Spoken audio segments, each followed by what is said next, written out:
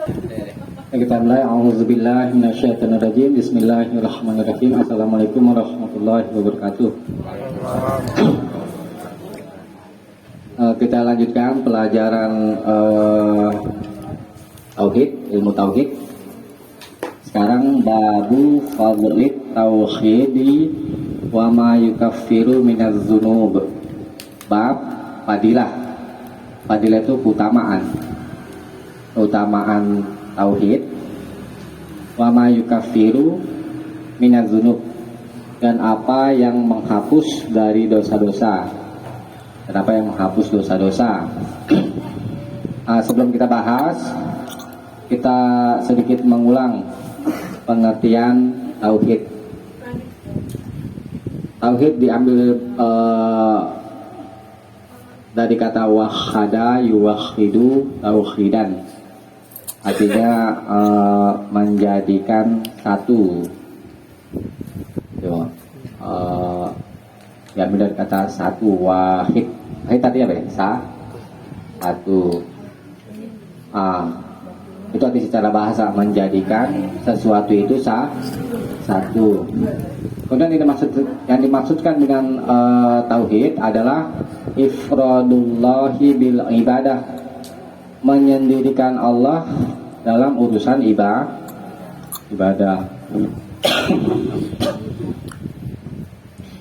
Jadi kalau kita bicara urusan ibadah, maka yang kita ibadahi Allah saja, nggak boleh selainnya. Apapun itu, apakah itu malaikatkah, nabi atau yang lainnya. Jadi hanya Allah saja yang kita ibadahi. Itu sebagaimana tersebut di surat Al-Fatihah, auzubillahi minasyaitonirrajim, iyyaka na'budu, hanya kepadamulah kami beribadah atau menyembah. Kalau kita menyembah Allah, kemudian menyembah juga selain Allah, maka itu disebut syirik. Orangnya disebut musyrik, perbuatannya disebut syirik, orangnya yang mengerjakan perbuatan syirik disebut musyrik. Nah, dosa syirik itu dosa yang tidak diampuni Allah. Hati-hati. Makanya kan kita perlu mempelajari mana tauhid, mana syirik, supaya kita tidak terjebak ke dalam kesyirikan. Karena banyak di masyarakat kita tanpa sengaja mereka melakukan perbuatan syirik, ya. Bagaimana tadi yang sudah kita bahas, ya. Jadi tauhid itu adalah kewajiban yang paling utama dari kewajiban-kewajiban yang lain. Kemudian syirik adalah dosa yang paling besar daripada dosa-dosa yang lain. Kita diperintah sama Allah untuk mentauhidkan Allah. Itu sebagaimana di surat Az-Zariyat, mungkin kita sering dengar itu. Allah berfirman, wa ma khalaqtul jinna wal insa illa liya'budun. Tidaklah aku ciptakan jin dan manusia melainkan untuk beribadah kepadaku. Jadi tujuan hidup kita adalah untuk beribadah kepada Allah. Kadang-kadang kan kita manusia bertanya-tanya, ini tujuan kita hidup untuk apa sih? Nah, itu sudah dijelaskan sama Allah. Tujuan kita hidup adalah untuk beribadah kepada Allah. Bisa dipahami ya pengertian tauhid dan syirik. Nah, ini kita pelajari mana macam-macam tauhid dan mana macam-macam syirik. Karena kita bahas bab fadilah tauhid, keutamaan kita bertauhid kepada Allah dan apa yang menghapus dari dosa-dosa. Udah ketemu ini ya? Nggak tahu, ini pakai kitabnya, ini pakai bahasa Arab. Itu yang gimana loh, waqalullahi ta'ala alladzina amanu walam yalbisu imanahum. Halaman 8. Ada ya? Bab 2 ya? Halaman berapa ya? Bab 2. Iya, bab 2. 8. Ya ketemu? 8. Pojok kiri atas sampai pojok kanan atas nih. Pojok kiri. Pojok kiri tengah.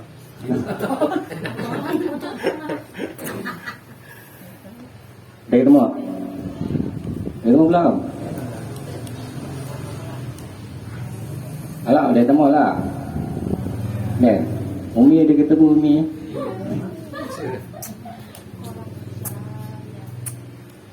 Udah saya bacakan ya. Wa qaulullahi ta'ala, dan perkataan Allah. Kalau perkataan Allah biasa diterjemahkan dengan firman.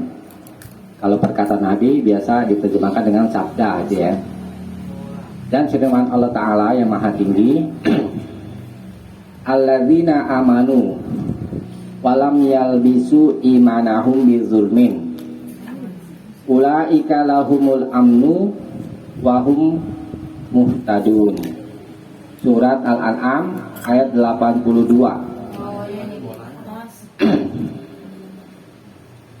Suzen udah ketemu Suzen?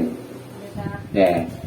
Alladzina, orang-orang yang amanu, beriman, walam yalbisu imanahum bizulmin, wadan lam yalbasu, mereka tidak memakai. Kalau asal arti labisa yalbasu itu memakai. Kalau situ diterjemahkan apa ya? Mencampur adukan ya. Walam yalbasu imanahum, dan mereka tidak mencampur adukan imanahum, keimanan mereka, bizulmin, dengan kezoliman.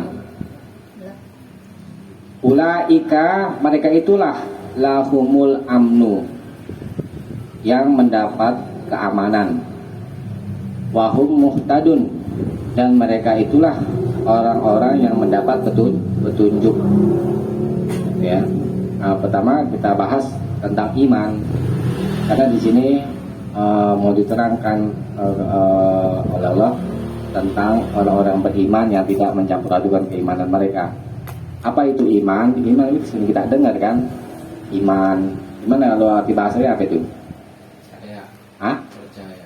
Ya, ada yang katakan percaya, ada yang mengatakan yakin ya. Nah, iman kalau menurut pengertian syariat yaitu saddaku biqulubihim, mereka membenarkan dengan hati mereka, wa nataku bi alsinatihim, dan mengucapkan dengan lisan mereka, wa amilu bi jawarihim, dan mereka mengerjakan dengan anggota badan mereka. Itu pengertian iman. Tadi secara bahasa diartikan meyakini atau percaya. Nah, tapi secara istilah agama kita, ya ini membenarkan dengan hati. Itu tuh. Kemudian kedua, mengucapkan dengan lisan. Kemudian yang ketiga, mengerjakan dengan anggota badan, maksudnya mengamalkan. Nah, kita bahas. Kira-kira untuk mendatangkan keyakinan terhadap sesuatu kita butuh ilmu gak? Butuh ilmu. Misalkan kita dikabarkan di daerah Jakarta Pusat ada Monas. Iya, kalau orang yang sudah menyaksikan langsung meyakini berita itu. Dan si Fahmi dikabarkan oleh si A. Si Fahmi belum kenal si A, ya. Nih di Jakarta Pusat ada Monas, dan kebetulan si Fahmi belum tahu tentang keberadaan Monas itu. Kira-kira si Fahmi langsung percaya enggak? Enggak. Kemudian kok orang ada yang bisa percaya langsung dengan dengan kabar tersebut, dengan melihat apa ya? Ciri-ciri orang yang mengabarkan. Kalau orang yang jujur, kira-kira apa yang disampaikan sesuai gak? Sesuai kan antara omongan dengan kenyataan. Bagaimana Nabi kita SAW adalah dikenal orang yang amanah, orang yang jujur, al-amin. Maka apa yang disampaikan itu adalah benar semuanya. Nah, sehingga orang yang punya kecerdasan tinggi, orang itu langsung percaya sebagaimana Abu Bakar As-Siddiq. Tuh. Tapi ada juga orang butuh yang namanya itu menyaksikan, ya kan? Nggak serta-merta menerima kabar begitu aja. Butuh menyaksikan, oh iya di sana ada Monas misalnya kan, datang, atau bisa melihat dengan gambar. Ini gambar Monas ada di daerah sini. Nah, ada yang seperti itu, kemudian langsung meyakini. Kemudian ada juga orang yang sudah diberikan bukti foto atau yang lainnya, tunggu orang-orang ramai meyakini, baru orang itu baru percaya. Jadi tingkatan orang untuk membenarkan kabar itu bertingkat-tingkat, tergantung pengetahuannya pertama dan yang lain-lainnya yang mendukung untuk mempercayai kabar itu. Nah, di sini kita bicara iman. Iman itu kan pertama kali iman kepada rukun iman. Iman kepada Allah. Allah kita lihat gak? Enggak. Ya. Terus bagaimana kita yakin sama Allah? Caranya. Kok kita bisa yakin sama Allah? Jalannya bagaimana? Itu tadi kabar dari Rasulullah. Rasulullah adalah seorang yang benar. Buktinya apa sih Rasulullah itu benar perkataannya? Yaitu Al-Quran. Al-Quran adalah mukjizat Nabi kita Nabi Muhammad SAW yang abadi sampai hari kiamat. Tidak ada satupun orang yang bisa membuat Al-Quran. Itu bukti nyata. Jadi orang mempercayai atau meyakini sesuatu itu butuh bukti, ya.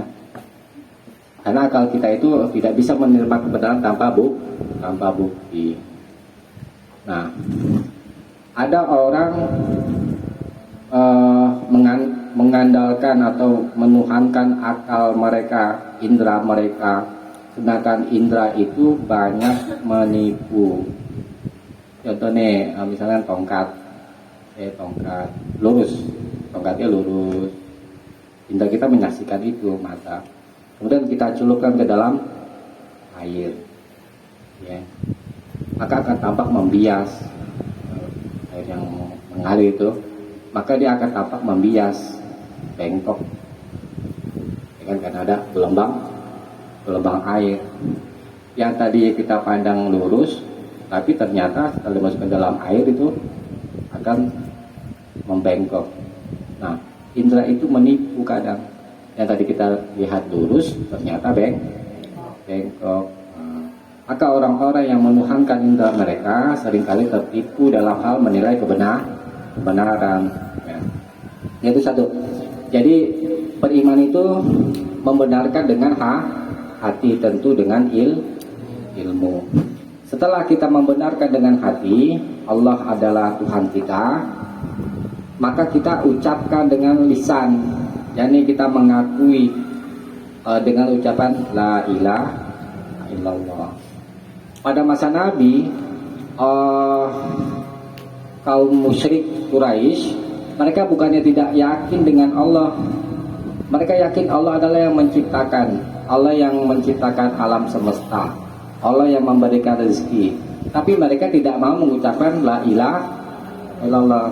Kenapa mereka tidak mau mengucapkan la ilaha illallah? Karena mereka tahu konsekuensi kalau mengucapkan la ilaha illallah. Ketika mereka sudah mengucapkan kalimat la ilaha illallah, mereka harus meninggalkan berhala itu yang mereka nggak mau. Maka ketika itu dikategorikanlah mereka adalah orang-orang yang syirik gitu. Ya, jadi orang Islam yang beriman kepada Allah harus bersahadat mengakui Allah adalah satu-satunya Tuhan, tidak ada Tuhan yang berhak disembah selain Allah. Nah, kemudian setelah kita meyakini Allah adalah Tuhan kita, kemudian kita bersaksi Allah adalah satu-satunya Tuhan. Jadi la ilaha illallah itu kalimat sumpah, ya.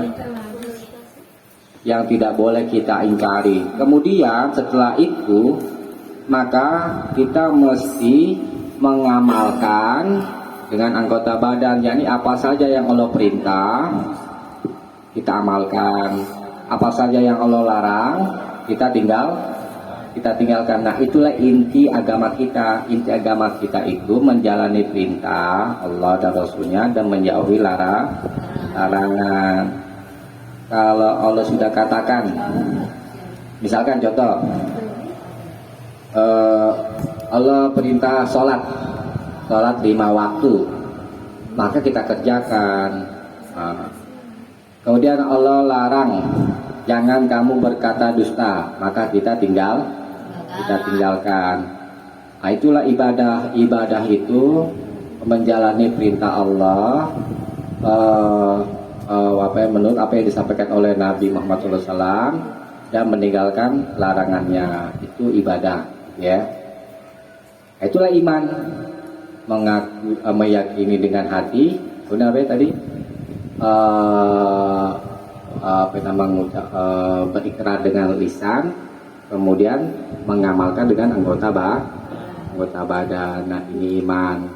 Kalau sudah terhimpun semuanya, maka dia tergolong orang-orang yang beriman. Waroksu zalikat tauhid, itulah pokok ilmu tauhid iman. Alladzina amanu, orang-orang yang beriman. Walam yalbisu imanahum, dan mereka tidak mencampur adukan keimanan mereka dengan kezoliman. Zolim kalau bahasa Indonesia apa artinya? Hah? Aniaya, ya. Zolim. Itu kan bahasa Arab. Artinya deh. Aniaya kalau di kamus aniaya, ya. Di bahasanya nih, ya. Di bahasanya. Arti bahasanya zolim itu meletakkan sesuatu bukan pada tempatnya. Itu arti bahasa. Kita sudah beriman, kita dilarang zolim. Nah, kira-kira adakah manusia yang nggak pernah berbuat zolim? Nggak ada. Dan di sini, tapi di sini di perintahnya itu tidak boleh mencampur adukan keimanan mereka dengan kezaliman. Nah, oleh karena itu para sahabat keberatan dengan ayat ini. Bertanya kepada Rasulullah, ini asbabun nuzulnya namanya ketika turun ayat ini, ya. Ketika turun ayat ini, para sahabat bertanya, ya Rasulullah, wahai Rasulullah, ayuna lam yazlam nafsah. Siapakah di antara kita yang tidak pernah menzolimi diri sendiri? Nah, kemudian Nabi bersabda, qala laisa kama taqulun. Yang begitu bukanlah seperti apa yang kalian katakan. Nah, yang maksud dengan kezaliman ayat ini, alladzina amanu walam yalbasu imanahum bidzulmin, yakni bisyirki. Jadi kezaliman di sini maksudnya kesyirikan, enggak semua kezaliman. Nah, coba dibuka surat ini, surat Luqman.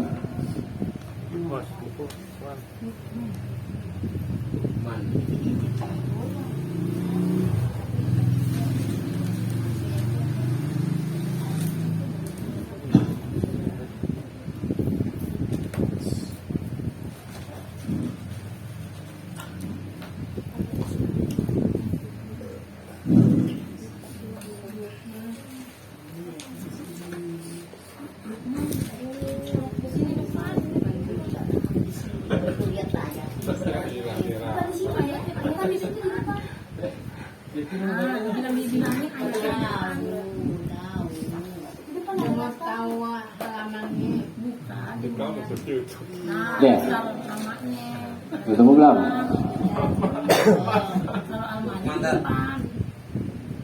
Kita lihat ya, bos ini bos. Sudah ketemu belum? Ayat Nah dulu.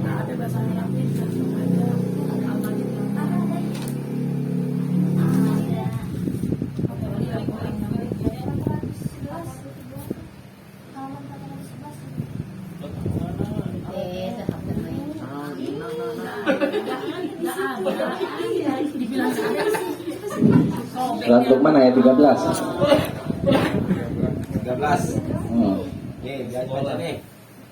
Diana baca. Diana. Itu sekolah. Gak apa-apa diajarin. Ayat 13. Itu sekolah. Oh ini ayat berapa? 13. Tahu gue tahu.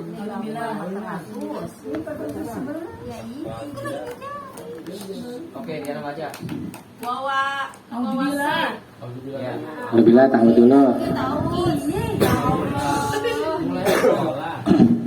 A'udzubillahi minasyaitonirrajim. Bismillahirrahmanirrahim. Wa wasaina Bukan yang itu. Wa iz qala 13. wa iz qala Luqmanu Li abihi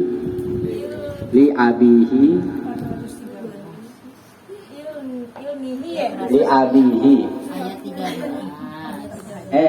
li abihi li benihi maaf li benihi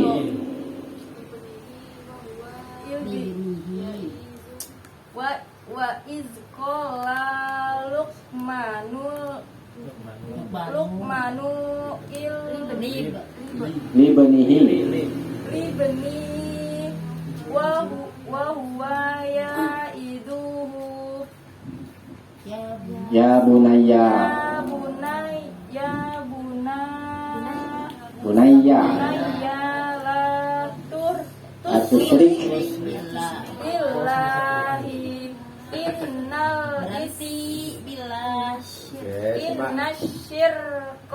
syirka sirka la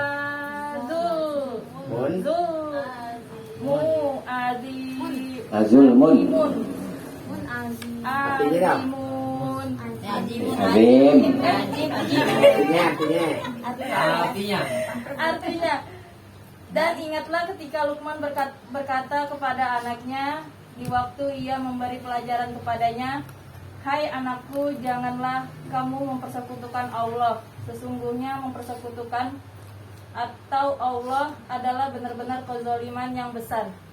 ya itu ya. Jadi berdasarkan ayat ini, wa iz qala Luqman, wa iz, dan ingatlah ketika Luqman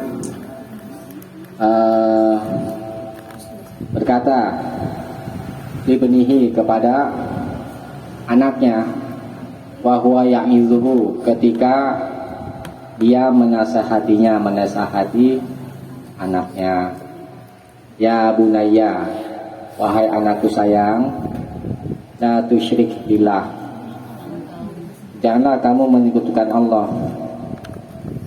Inna syirka, sesungguhnya kesyirikan itu la zulmun. Nah itu, inna syirka, sesungguhnya kesyirikan itu la zulmun azim, adalah kezaliman yang besar, dosa yang paling besar. Jadi yang dimaksudkan dengan kezaliman pada ayat Al-An'am ayat 82 itu bukan setiap kezaliman, tetapi khusus kezaliman, yakni syirik.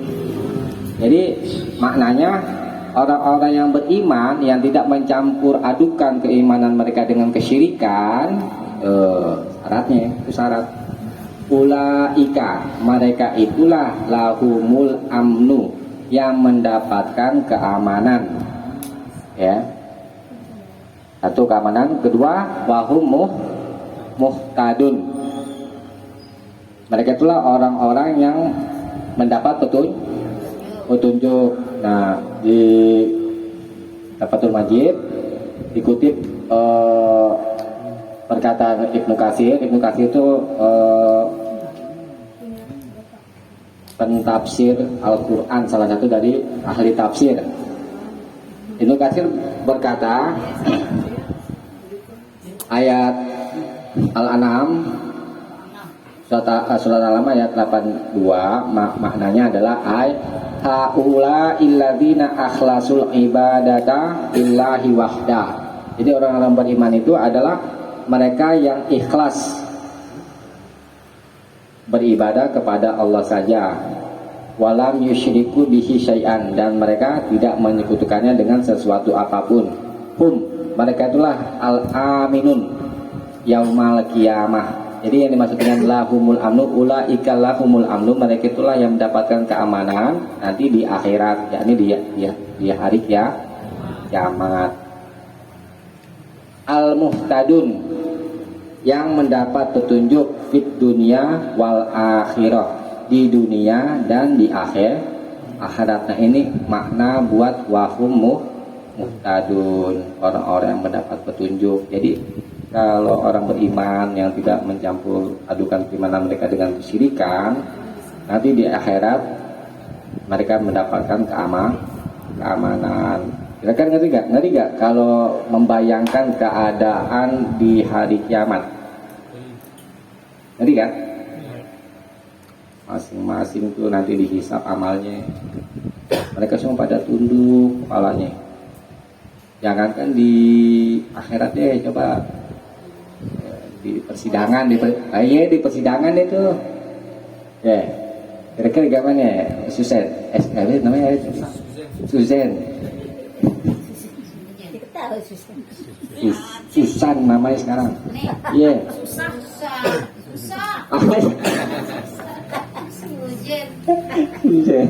Nah itu kita bayangkan aja tuh di pengadilan tuh, ya kan?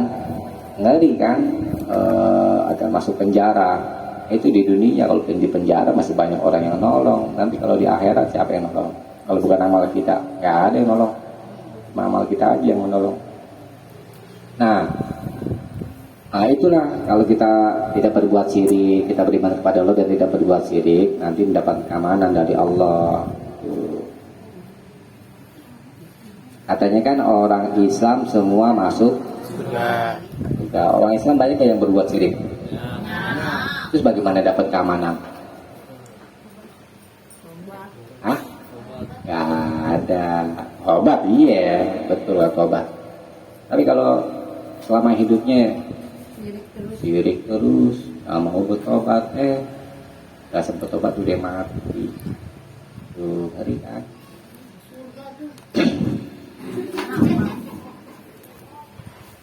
Kemudian mereka adalah orang-orang yang mendapat petunjuk. Petunjuknya itu di dunia dan di akhirat, nggak tersesat jalan, ya. Ikhlas itu bukannya tanpa pamrih sebagaimana yang kita sering dengar di waktu SD. Kata guru, ikhlas itu tanpa pamrih. Bukan ikhlas itu pengertiannya bukan begitu. Ini memang ada sebagian maknanya, tetapi pengertian pokoknya ikhlas itu bukan tanpa pamrih. Ikhlas secara bahasa artinya memurnikan, maksudnya memurnikan ibadah kepada Allah, tidak menyekutukannya, itu yang dimaksud dengan ikhlas. Nah, sekarang kita misalkan sholat, mau masuk surga kan? Hah? Itu pamrih. Pamrih kan ada maunya kan? Iya, berarti ikhlas itu bukan tanpa pamrih. Gitu. Ikhlas itu mentauhidkan Allah dan tidak menyekutukan Allah. Ya. Jadi kezaliman yang dimaksud di ayat 82 surat Al-An'am tidak semua kezaliman, tapi maksudnya di sini adalah syirik. Nah, orang yang mendapat petunjuk itu, nah orang yang mendapat keamanan di situ juga orang-orang yang tumakninatun nafsi, orang-orang yang tenang jiwa, wazawalul khaufi, dan hilang rasa takut, tidak ada kekhawatiran, ya. Orang yang mendapat keamanan, orang yang tenang jiwa, dan hilang kekhawatiran. Gak ada khawatiran. Kalau orang beriman itu hatinya tenang, hatinya lah lapang, kemudian tidak ada khawatiran, ya. Kan kalau kekhawatiran, khawatir aja hidupnya, susah hatinya waktu itu. Gak tenang-tenang ya.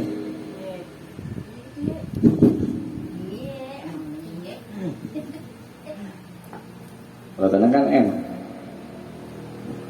Itu yang dimaksud oleh Nabi, kekayaan itu al-ghina, ghina nafs. Ghina nafsi, kekayaan itu adalah kelapangan hati. Jadi orang kaya harta tapi hati nggak tenang buat apa? Namanya bohong, nggak menikmati hartanya.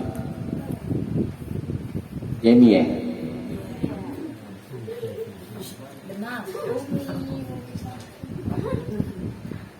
Nah, kemudian orang yang mendapat petunjuk, yakni petunjuk di jalan yang lurus.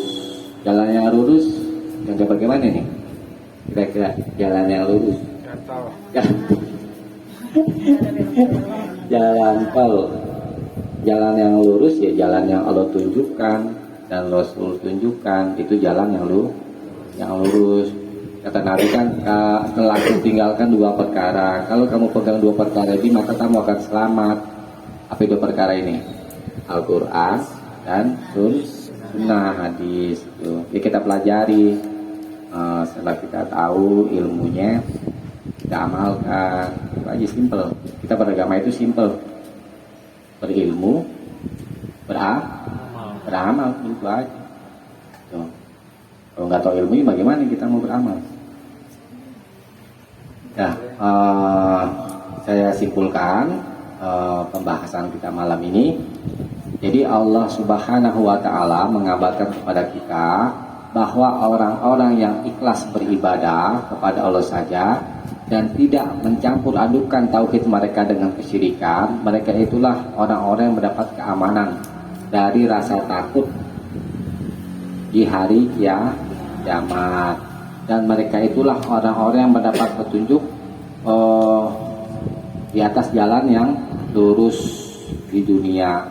Itu makna dari surat Al-An'am ayat 82. Itu fadilah tauhid, teman tauhid, dan buahnya adalah di dunia dan di akhirat.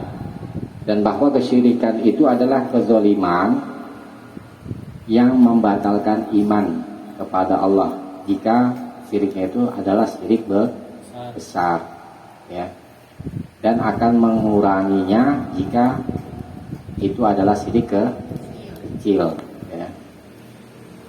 Dan kesyirikan itu adalah dosa yang tidak diampuni, ya, kecuali dengan bertobat, ya.